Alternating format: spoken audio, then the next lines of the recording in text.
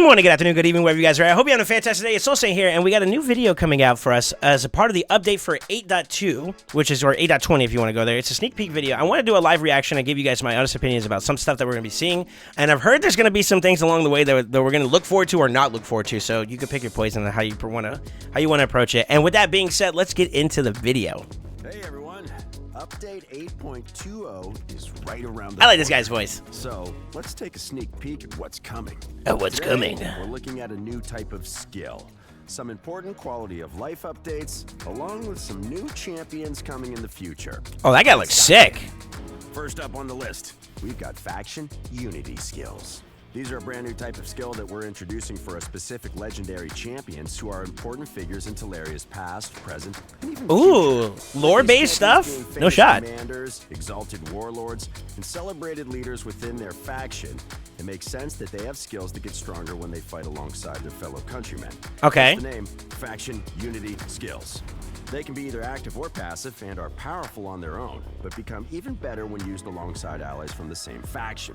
Each faction unity skill has 3 levels, with each one unlocking new effects. Wait. Okay, so it's a passive that's going to be a part of some key legendary champions. That's what they said, right? Well, not passive per se, but like from what they're just showing me right here. Knight of Knights. Oh, I love the Knight stuff. Okay. Allies under shield buffs receive 10% less damage if there are multiple champions on the team with this skill. Only one will activate. That's kind of OP, no? Allies under shield buffs are immune to stun, freeze, sleep, provoke, fear. What? 2 faction allies. Allies under ally protection also have a 20% chance of counterattacking when hit. What? 3% faction. Oh wait, 3 faction allies. The value of all ally shield buffs is increased by 100%, except shield buffs granted by artifact sets.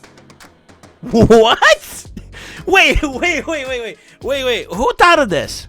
And like, also the fact they added to a Bannerlord champ, like they know what they're doing, bro. They literally just gave more to like the Maritaras do. Now I see why people were kind of up in arms about this update. Oh my god, yo, I don't know if you guys noticed too as well. Like in terms of like visuals, you see like their what is that? Their aura has like a crown emblem around it. That's a little different. Based on the number of allies from the same faction What? on the team.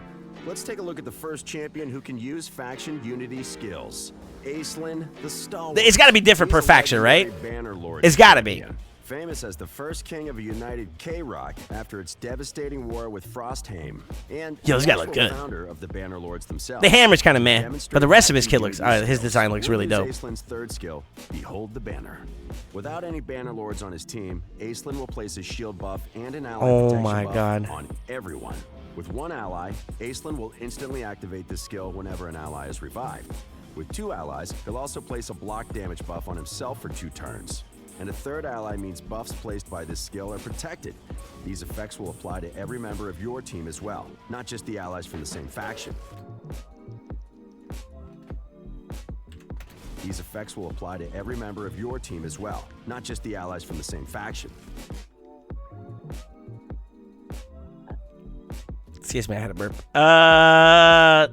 What? Okay, all right, so this is...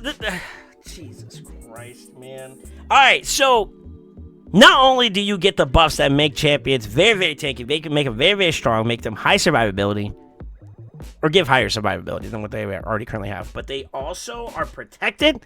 Yo, they are trying their absolute best to just, like, straight up diff Wukong. So you could bring 3 and other buff stripper removal champions. And your 2 remaining kind of seems a little anti-productive though. Faction unity skills aren't the... Ooh, but that's great in Hydra. Ooh, that is a very good way to kind of like flip the dynamic of that, because I'm thinking PvP only at the moment. I need to reel that in for a minute.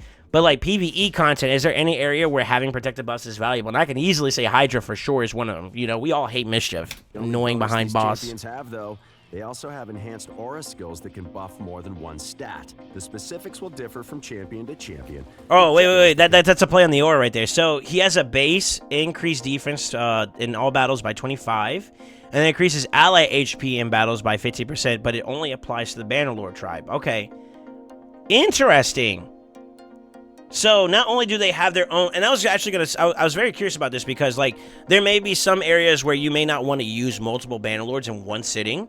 But at the same time, too, if you do so happen to use multiple Bannerlords, you want to benefit from it, right? So this right here is like, whether you have Bannerlords or not, you still get an aura. But if you do, you get something else on top of that. That's kind of cool. That's kind of cool. It seems a little overpowered, though. It's very bloaty. But generally, they'll be at their most impactful when paired with other champions from the same faction. With these warriors hailing from the very top tier of championdom, don't expect to find them mingling around in the regular summoning pool.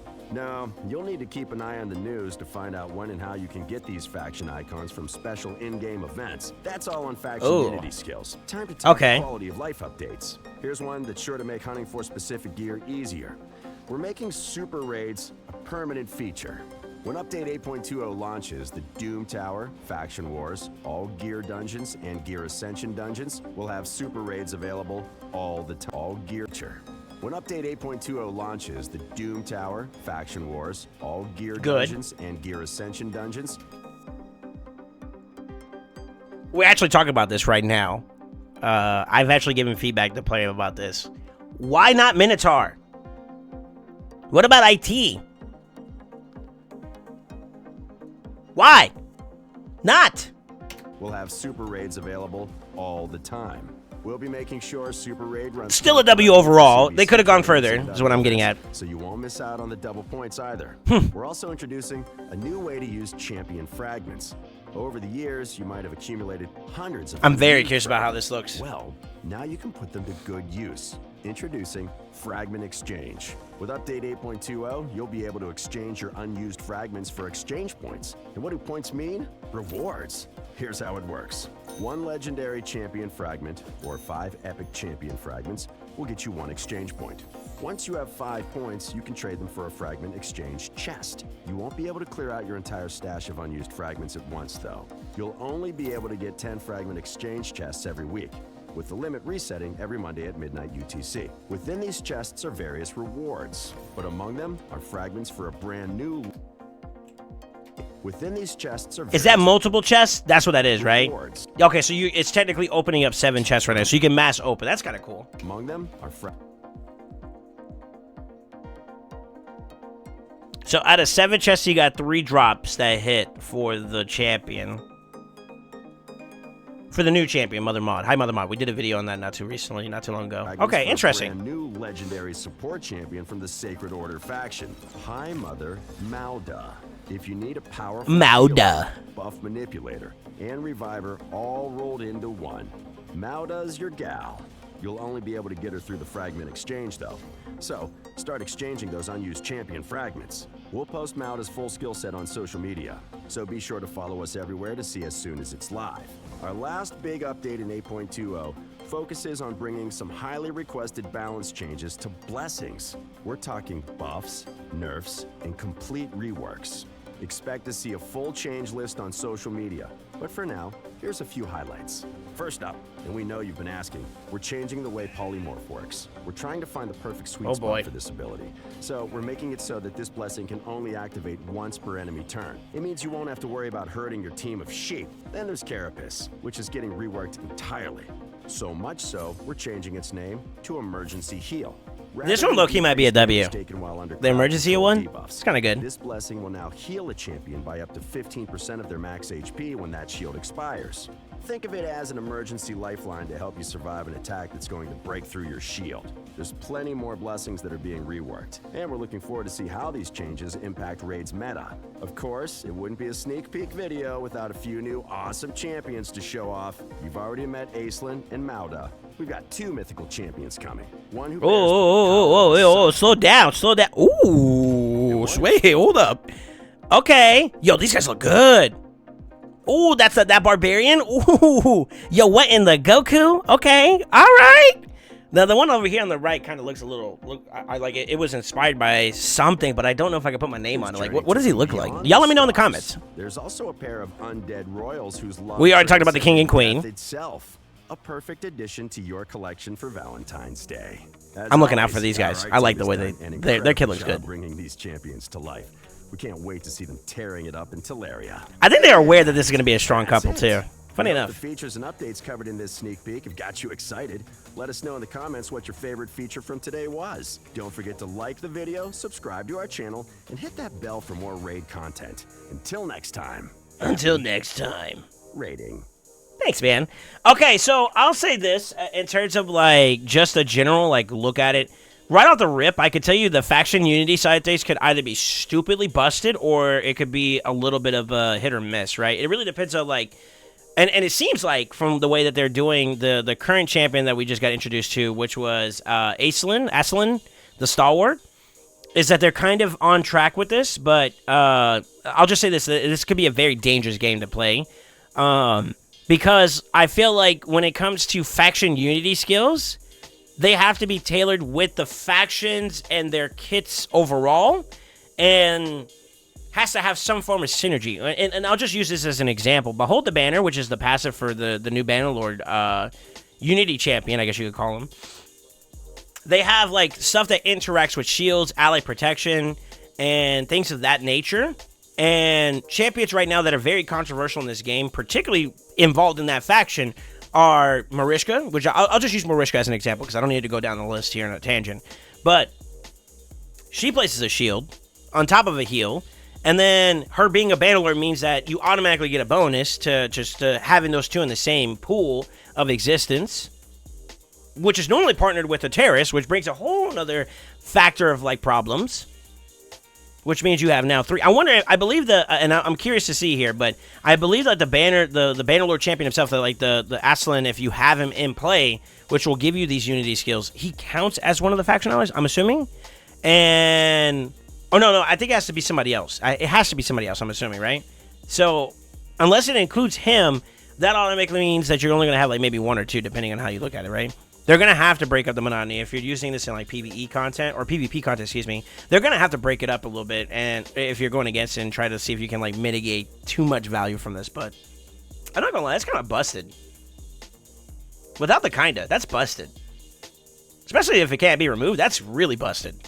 I don't know, man. I feel like this is going to shake the terrain of a lot of content right now, to be honest with you. I think, like, overall, like, the champion's design is top tier. I think that, like, if they would have, like, I'm a big sword and board kind of guy. So, like, I feel like the little mini hammer, like what is he going to go do? He's going to go iron out a wall or some shit? I don't know what he's going to do, bro. But, like, the hammer could be a little, make it a little bit bigger. Make it a mallet, you know what I mean? He got to be on his king shit, you know? You can't give him a little hammer for that. But the rest of his design is, like, super dope, right? And the way that they kind of give you the context of like how these builds and these items or these builds are, the way the kids are kind of evolved is very unique. And I'm very curious to see what they're going to do for other champions, which we actually do have access to break down today. So let's take a look at some of the new champions that they're going to be bringing to the table. They did make a post here recently on the official Plarium or official raid, not Discord, but the forums that they have available on their site. If you guys want to see the White Queen and Korra and my perspective on the King's kit and how I think they're going to be very useful in the game moving forward, I have a video breakdown that's going to show them. I believe the Queen herself is going to be the fusion, or fragment fusion, and the King has not been disclosed as to how they're going to be able to acquire them. I'm going to assume exactly shards, maybe a path or some kind of like some kind of event like similar to how we've had like the Deck of Fate. And although we're in the middle of one right now, I find it unlikely that we're going to have another one, so I'm leaning more down the line of like maybe like similar to like a monster path event if they do. If not, then you're just going to have to pull shards. I don't know. We'll have to see. But I did a breakdown of their kits. I want to deal with the new one, the two new champions that we just saw. The Goku and company. I don't know what you want to call it, but let's do a breakdown on this. So, base form Star Sage Galathier. Galathier? Not sure how you want to say that name. I'm just going to call him Star Sage. So he's a mythical force support high elf champion, and in his base form, his A1 attacks all enemies, fills the turn meter of all allies by 10%. Wow. Also fills the turn meter of each ally by placing an extra 5% if they have any active buffs placed on them by this champion. So it's like a 15% boost on an A1 with a bookable damage increase by 20%. Okay. Stellar Embryo removes all debuffs from all allies and heals them by 25% of this champion's max HP. Okay. Also fills the turn meter of all allies by 15% and places a block debuff on them for 2 turns. Okay. Jesus, man. The heal is bookable up to an extra 20% and the cooldown's reduced by 1 when you book it. This is kind of scary. Part the Veil. Revive all dead allies with 50% HP and 50% turn meter. Also places a perfect veil on all allies except this champion for 2 turns. We have our Duchess Revive on a Mythic. It's a 6-turn cooldown, bookable down to a 4-turn cooldown. I don't know if Duchess's is on a 3-turn cooldown, but wow. To be honest with you, would you consider this to be a better version than Duchess? And that's saying something, because Duchess is a great champion, right?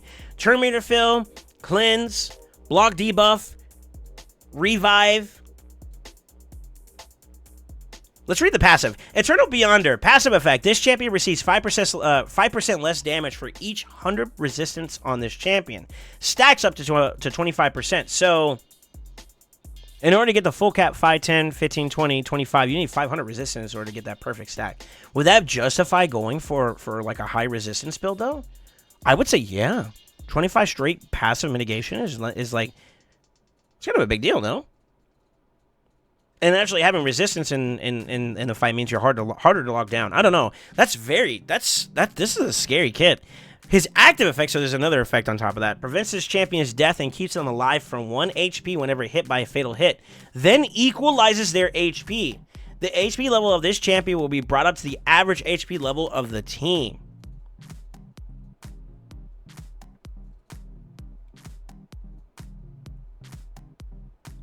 What? Yo, like, what, like, I'm not gonna lie, this is that's strong. That's strong for a base form. Let's see what he has on his alternate form. So that was just one half of him. So on his alternate form, the one where he actually, like, looks like he's, like, super empowered and super dark, and I'm assuming that's gonna be a more offensive approach, more oppressive approach, because they normally like to do, like, what you have here on one form, they do the inverse on the other form, and I wonder if they're gonna kind of stick to that as like their going theme for Mythics. So, his A1 attacks all enemies, decreases the turn meter, of all enemies by 10%, decreases the turn meter of each enemy by placing an extra 5%, if they're under block active skills, decrease resistance, or stun. So, the more debuffs they have, the more the turn meter reduction is. And then, of course, the damage and ignore resistance booking capability is on the A1. That's not bad. I don't think he well, let's not say that, because I haven't read the rest of his kit. I see it, never mind. Eclipse Ren attacks all enemies before attacking, removes all buffs from all enemies, so a buff stripper, then places a block active skills debuff for 2 turns. This reminds me of Ramontu. This attack will not trigger counter attacks. Interesting. So does that address the problem, like Marishka being a hit when Terrace is in play? Or is that, like, just, like, from masteries or, like, passives or like, items like your rings that you get from, or your accessories, like revenge accessories? I wonder if that counts that. It's on a 3-turn cooldown when it's fully booked, and it ignores resistance by another 20%. Interesting. Dark Nebula places a 50% increased accuracy buff on all allies for 2 turns. Then places a decreased resistance debuff on all enemies for 2 turns, and a stun debuff on all enemies for 1 turn. So there goes your block actives and your decreased resistance and your stun to justify using the A1. So this guy could be very, very oppressive. That's actually kind of nutty. I wonder what he has for a passive here. So increases this champion's accuracy equal to 75% of their resistance when placing debuffs or activating instant effects. This is funny because I talked about this many, many moons ago for those that were here for it, and I mentioned, it's like, I wonder if they ever are going to do a champion that scales off of resistance. And lo and behold, look, here we are, you know? Very interesting dynamic. I also noticed that on both sides of his forms, he has a resistance aura, and all battles by 80. That's not too bad. I think the only one that supersedes that, but it's niche, would be, like, Lydia, I believe. Let's go in game real quick, and I can double check for you guys. But I believe, like, Lydia, I believe, has, like, a arena, but it's conditional. An arena based aura, and it's 100, but it's only an arena, so that's the only one that I know of that might be of a scale higher than what Star Sage might be able to provide. But 80 is not bad at all, and all battles on top of that too. That's really, really good. I wonder, does Pythion have it? I think Pythion has a resistance one as well. Where's that cutie at? His is 60, so it's a little bit better than his, which makes sense since we're dealing with a mythical. I'm okay with that. I'm also not okay with the kit, though. That's kind of scary. That's really oppressive if you can get it up and running pretty well. And to be honest with you, I can see some synergy with some other champions that also do some decreased resistance and whatnot, too. So, very, very annoying, for the lack of better words. All right, next champion. Y'all let me know. Is that too OP?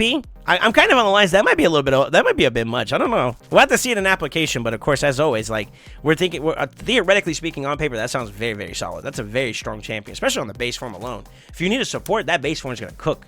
And then if you need someone to help with control, the second form is even worse. All right. Let's see. Base form, Alaz. I'm trying to think how would a barbarian name sound? Alaz the Sunbearer. We're just gonna call him the Sunbearer. Photon Axe attacks one enemy 2 times. This is his base form, by the way. Places an extra hit if the target is under a shield buff. Level can be, damage-wise, it can be increased by 20%, but it also will ignore shield buffs. So 2 hits, each hit will ignore shield buffs. That's actually pretty good. So if the target has a shield buff, it does an extra hit, which means that's 3 hits in total. Interesting. Very, very interesting. Yo, thank you for the follow. We're doing this live if you haven't tracked it already. Rolling Thunder attacks all enemies before attacking, places a 60% increased defense buff on all allies for 2 turns. Places an extra hit on targets with less than 50% HP after the first hit. Being a defensive barbarian actually is really good, so that means he comes with his own buffing mechanic. And then he places an extra hit on targets with less than 50% HP after the first hit. If the target's HP is equal to or higher than 50% after the first hit, it destroys their maximum HP instead. And the cooldown of this can be reduced down to a 3-turn cooldown with a damage scaling increase of 20% when fully booked. Not bad. I like it. I wonder how you could scale how that plays in a part. It seems like they're kind of addressing some particular champions, if you kind of know. Searing Glare, his A3 is going to place a provoke debuff on a target enemy for 2 turns. This debuff cannot be resisted if the target has less than 50 HP. Also places a counterattack buff on all allies for 2 turns and a block damage buff on all allies for 1 turn. Interesting. And then you have ignore resistance and you have a cooldown reduction on the A3 when fully booked. So if you are not banking on the damage side of things to get the provoke off, you could just try to ignore the resistance, and that's why they have that book there. I'm very curious. The counterattack and the block damage is kind of goated, and it's on all allies, which is really, really cool. That's like a combination of champions right there alone, which is kind of cool. Might be a little bit annoying, too. It is a Force champion, too, and both of these champions so far are Force-based, which is interesting. His passive, Kyrus of the Sun, increases this champion's defense by 5% each time they counterattack, stacking up to a total of 100%. So the stacking mechanic, which I think was first introduced in champions like Harma, for example, if I remember correctly. There might be some other ones that also have some scaling too. I could think of. I can't think of any of them off the rip. I think maybe the Dwarf might have one that has a scaling effect. I'm not sure. The Frolny.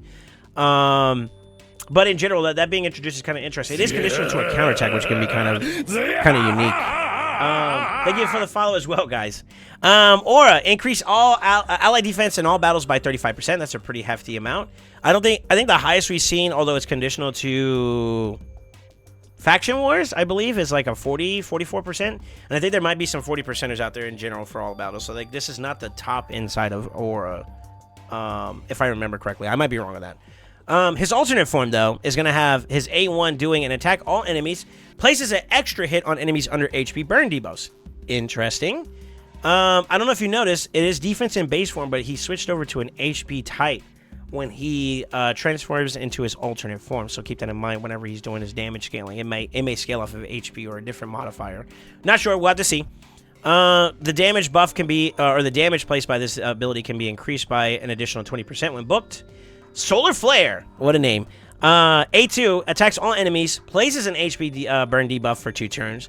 This debuff cannot be resisted by enemies under a stone skin buff. Okay, so anti-stone skin, huh?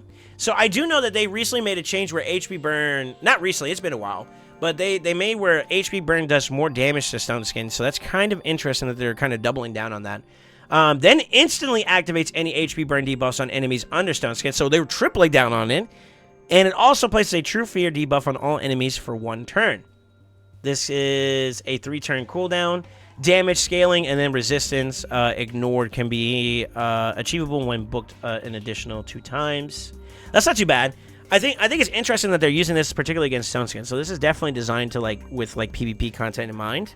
Because like most people, when it comes to like PvP, you're using Stone Skin. Stone Skin, it can be used in PvE content, but you would only do it for like maybe stat bloat, maybe. I'm trying to think of anywhere else where like stone skin. There may be some scenarios in PvE where that's valuable, but the case usage of it going against it, that's mostly PvP. Revitalizing Ray, which is his A3, fully restores all allies destroyed maximum HP and heals allies by 30% of this champion's max HP. 30% is a lot. Also places a 25% strengthening buff and a 50% increased resistance buff on all allies for 2 turns. This is a 5-turn cooldown, bookable down to a 4-turn cooldown. Wow, that's kind of like they really make these champions very unique in a sense, and I like that. I like it. I just wonder if it's just too much. I don't know. That HP burn is very interesting. I'm actually surprised that they're like kind of doubling down on the aspect of using HP burn against stun skin. I mean, okay, we'll give it a shot. We'll see how it looks. Heart of Heavens passive increases this champion's HP by 6 for every 1 defense they have when in their alternate form. So HP scaling off of your defensive stat. That's actually really, really cool. I like that. That's actually dope because then you could build with the base form in mind, and your alternate form benefits from it, which is really, really good. I like that. That's actually dope. Increases the chance of enemy skills not activating when under fear or true fear debuffs by 20%. Okay. That's kind of reminiscent to, I believe, the way Fortis's kit works. Because his stuff has an additional scaling of, like, chance failure whenever someone's under fear or true fear. So, alright. And then while also under an HP burn. So that's another key thing. So it's really banking on the fact that you're going to be putting 2 different debuffs on the enemy at the same time. And making sure that they try to fail there. And of course his aura is 35% as well. I believe that pretty much covers all the champions that we have. We did see a little bit of his kit here as well, in addition to the video that we just watched. So y'all let me know. Do y'all think some of these champions might be scaling in the higher sides of OP? Do you think they're a little lackluster? Let me know in the comments. I'm very curious to see what y'all think about it. I think so far, as of right now, the Star Sage kind of screams really, really strong for me in terms of the base form. And then the second alternative form is actually really complimentary. Alaz, I'm not as excited for, but I do think that I would love to see some of his damage numbers, especially with like Rolling Thunder hitting an additional 2 times. Which could be kind of cool. That could be kind of interesting depending on how it works. We'd have to see some multipliers on that one to see how that feels. The other side of it's very, very questionable. I don't know if I would necessarily say like it's a complete L, but I think there may be some case usage where like revitalizing with Ray sees a lot of usage, and maybe even Solar Flare could have some potential around it. I don't know. We'll have to see it. We'll have to see it in an application, but I think that's really, really cool. We already talked about High Mother Mod and the King and Queen. We saw Aislinn. I think that pretty much covers it. Oh, there is a rare. Okay. Botsmith Flannan is a Force Sylvan Watcher rare. Defense type. It's a defense type champion. Okay, so Force defense. A1 attacks 1 enemy 2 times. Each hit has a 25% chance of placing a stun debuff for 1 turn. Okay. Each hit also has a 35% chance of decreasing the turn meter of the enemy by 5%. So 2-hitter, each hit having a chance to decrease it by turn meter. If they both proc, that's a 10% drop. That's not bad. That's kind of cool. If the target is under a decreased speed debuff placed by this champion, decreases the target's turn meter by 10% instead. So if it does land twice, that's a 20% drop. Okay. And then scaling-wise, you got a little bit of 20% more damage you can grab, and then a 15% increase to the chance rate. In addition to just like instead of it being a 35%, it'd be a 50%, and of course this would be a 40% instead of being a 25%. That's not bad. The A2, which is where you get your decreased speed from, has an attacks all enemies, has a 75% chance of placing a 50% decreased speed debuff for 2 turns. It is a 3-turn cooldown when fully booked, and it has a 100% chance to land. A 100% chance to land a AoE decreased speed is not bad. That's not bad at all. And then the damage scaling, of course, with the first 3 books that you can put on it. Not bad at all. Okay, that's cool. And then the Mustersmith A3, increase accuracy buff on all allies for 2 turns, then teams up with a random ally to attack the target. So a pseudo ally attack built in with an increased accuracy buff mechanic, which is bookable down to a 4-turn cooldown. That's kind of cool. For a rare, that's not bad. For a rare, I'll say a key word. For a rare, this is actually a pretty dope kit. Hammer Rhythm, which is his passive, has a 50% chance of granting an extra turn when this champion places a decreased speed debuff on 3 or more enemies with their Shatter Knees skill. Okay. So an extra turn if you're doing it against multiple enemies. Well, where does this increase speed like hold value in where you have enemies of 3 or more? I mean, obviously wave clear content, right? With like City and Centranos, for example, could be valuable.